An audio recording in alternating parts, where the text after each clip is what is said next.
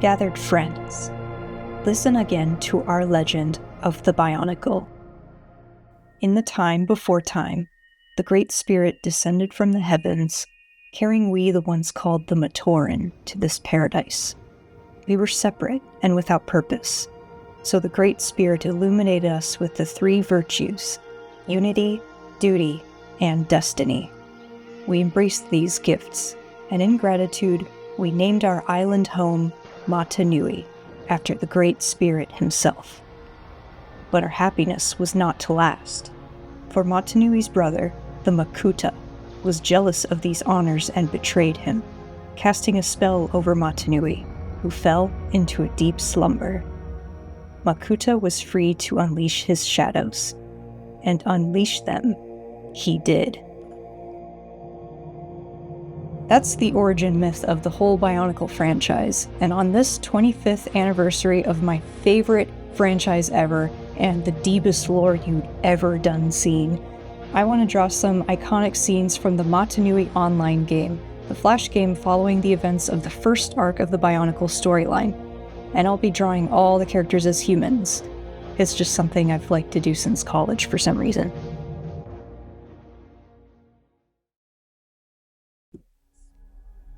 So the game starts with the arrival of the Toa, 6 heroes that command the elements that have come to defend the Matoran from Makuta.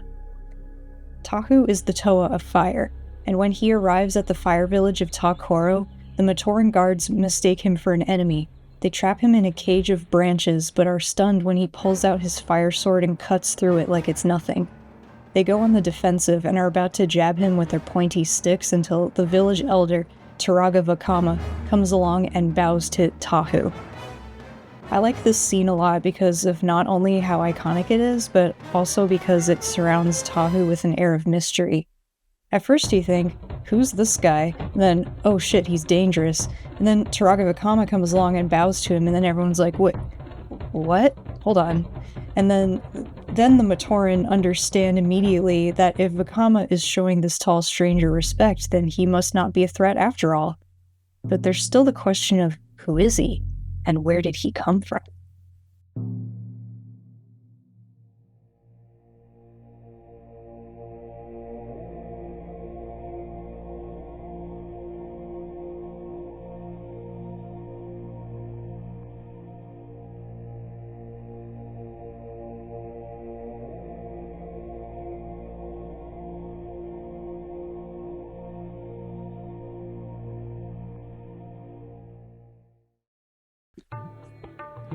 Gali is the Toa of water and the only girl in the group of 6 Toa, but despite the uneven gender distribution due to the fact that LEGO marketed Bionicle towards little boys, Gali is portrayed as just as powerful as the others, and also the voice of reason in the group. She also has this awesome scene where she defends the seaside village of Gakoro from a large amphibious Rahi called the Tarakava.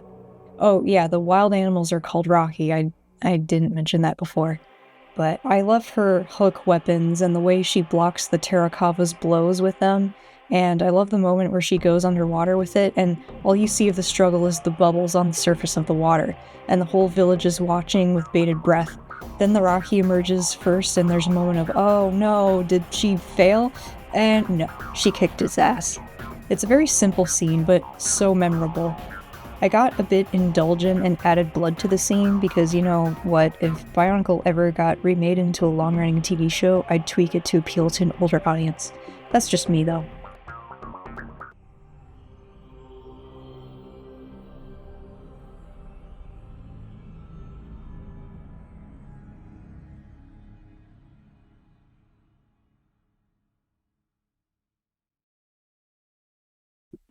So over the course of the Mata Nui Online Game, you find out that Makuta, you know, the evil rock guy from the origin myth, is spreading this infection of darkness on the island that's causing the normally peaceful Rahi to attack Matoran.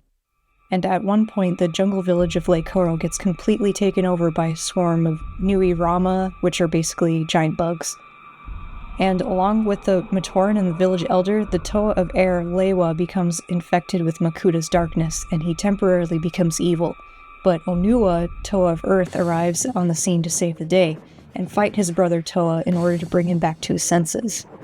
Leiwa was always my favorite Toa growing up, and I always saw him as the reckless little brother of the Toa team, and this isn't the first time he gets taken over by an evil influence. There's a similar scene in the second arc of the storyline where he gets taken over and Anua has to come save him again, and because of that, I see these two as sharing a bond that I think is kind of sweet. They command opposing elements, but they work together so well.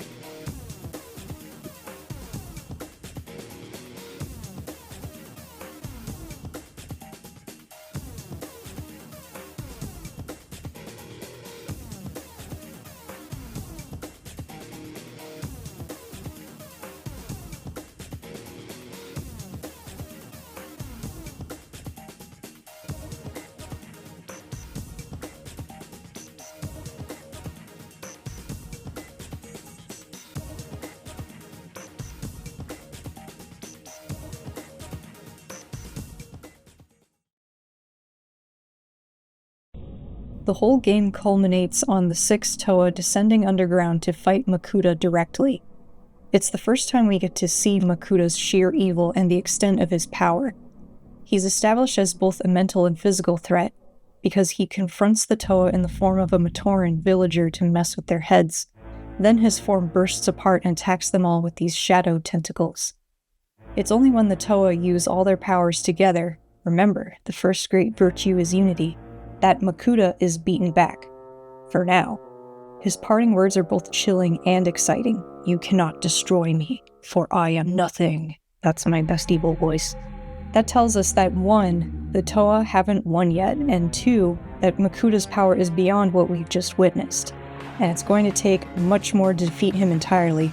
And if you know all the rest of the Bionicle storyline, yeah, it's gonna take so much more to get rid of this guy.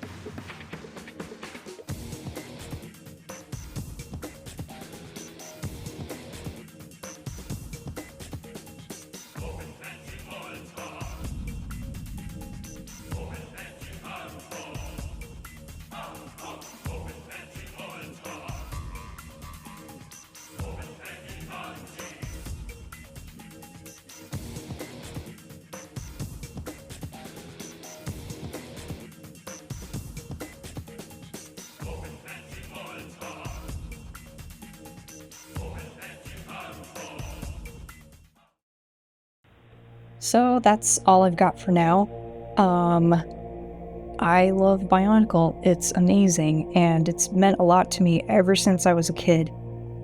I want to continue refining my humanized Bionicle character designs. I was thinking of making a video in the future where I actually explain them in detail and, go over each one.